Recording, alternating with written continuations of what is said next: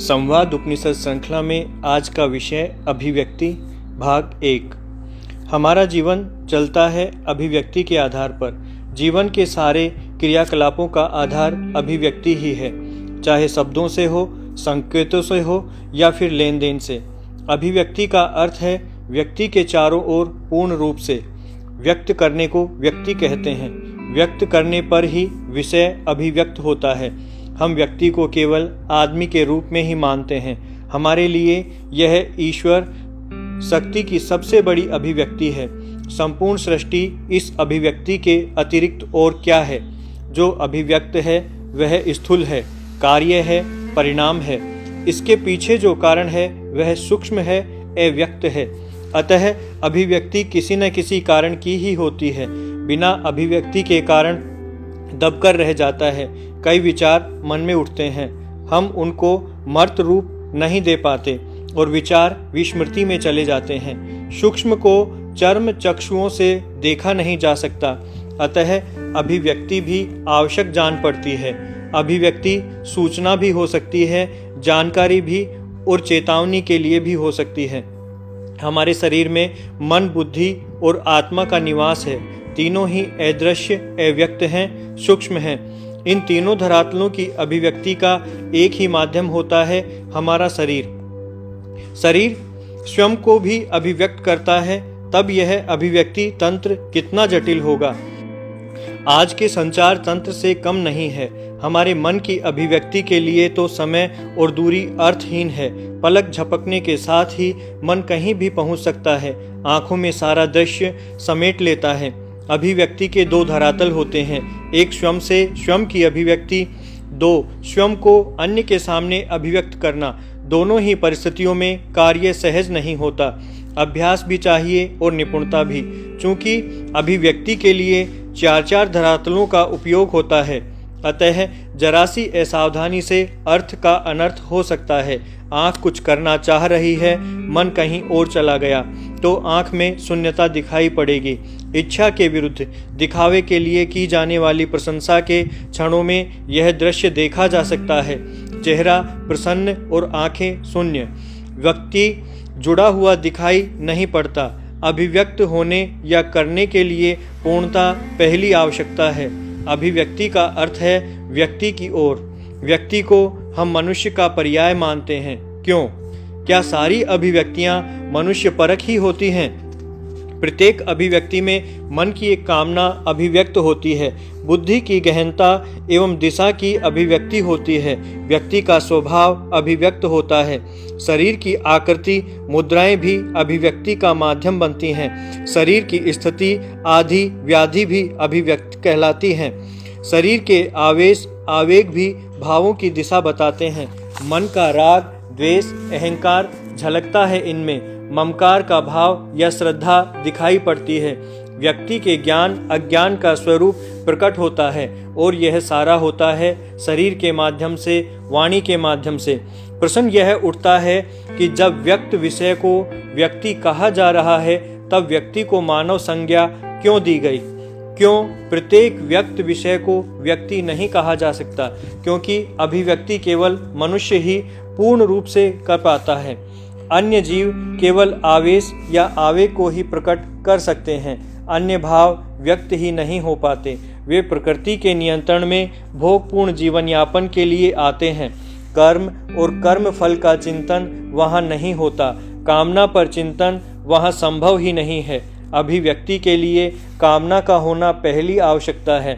अन्य प्राणियों में कामना और क्रिया साथ ही चलती जान पड़ती है। हाँ, भयवश कोई कामना पूरी न हो सके, यह दूसरी बात है।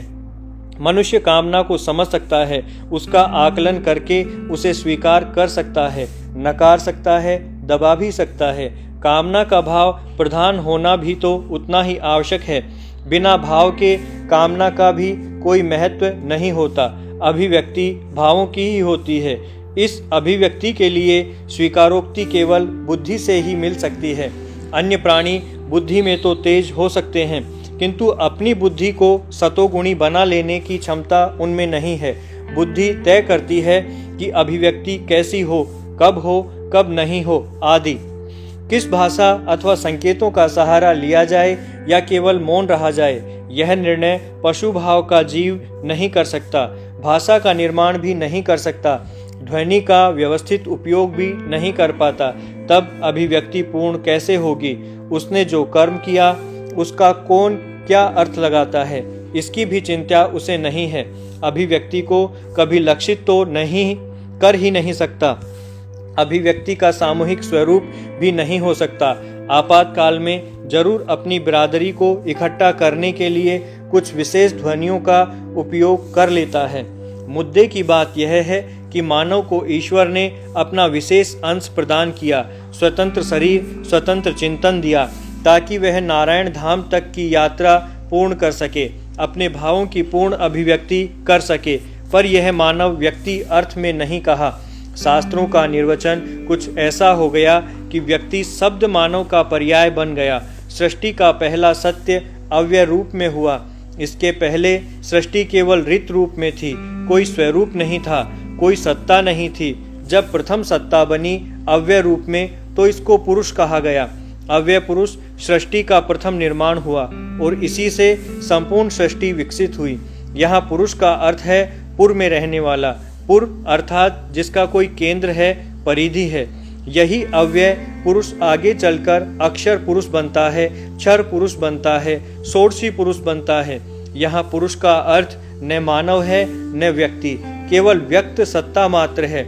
इस सृष्टि में जो भी स्वरूप हमें दिखाई पड़ते हैं सब पुरुष हैं, चाहे पशु पक्षी, नर मादा, पेड़ पौधे आदि सभी कुछ। शास्त्रकारों ने इस प्रथम अभिव्यक्ति सत्ता को व्यक्ति कहकर पुरुष को मानव रूप से जोड़ दिया, जो सही नहीं हो सकता। इतना ही नहीं, उन्होंने तो स्त्री को पुरुष माना ही नहीं, पुरुष की अर्धांगिनी बनाकर रख दिया।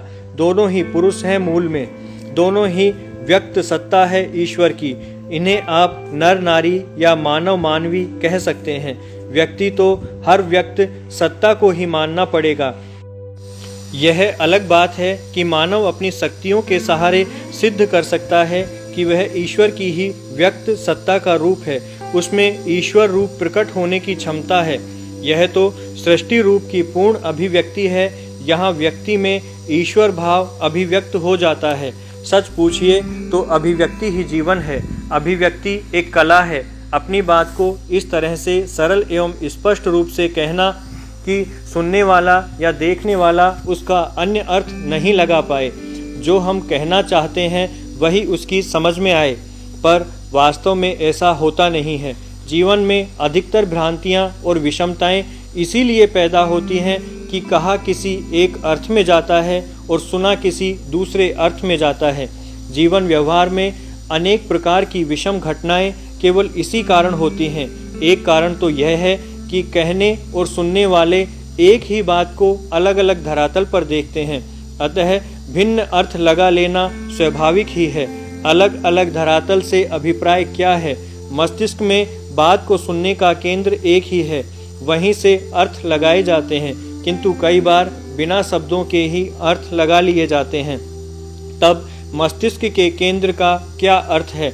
मस्तिष्क केवल एक साधन मात्र है, इसको चलाने वाली शक्ति दूसरी है। अपने आप में इसका कार्य केवल तर्क पैदा करना होता है। संप्रेषण सदा मस्तिष्क तक ही सीमित नहीं रहता। जिस धरातल पर व्यक्ति का चित्त लगा होता है वहीं से संप्रेषण होता है और उसी के अनुसार संप्रेषित संदेश पहुंचता है। किसी पुरुष को एक सुंदर स्त्री दिखाई देती है और उसके मन में आकर्षण का भाव पैदा होता है। इस आकर्षण में केवल शरीर प्रधान है, अतः सारा संप्रेषण शरीर की भाषा में ही होगा और स्त्री का शरीर ही उसका प्रभाव क्षेत्र होगा।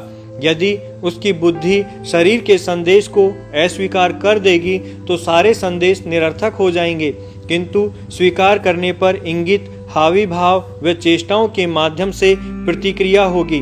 वह शरीर से शरीर तक संप्रेषण कहा जा सकता है। इसके विपरीत बुद्धि का संप्रेषण मस्तिष्क से पैदा होता है, जो सामने वाले की बुद्धि को प्रभावित करता है, और दोनों घटक केवल बुद्धि के प्रभाव क्षेत्र में अपने अपने तर्क रखते हैं। इसमें शरीर का कोई योगदान नहीं होता, मन का भी कोई लेन देन नहीं होता। आप किसी भी बुद्धिजीवी से बात करके देख सकते हैं, वह अपने तर्क से बाहर सोचने को आसानी से तैयार ही नहीं होगा। उसकी बुद्धि की सीमा के आगे भी कुछ हो सकता है, यह उसको संभव ही दिखाई नहीं देता। यह बुद्धि का धरातल है और इसका प्रभावी संप्रेषण क्षेत्र बुद्धि तक ही सीमित है।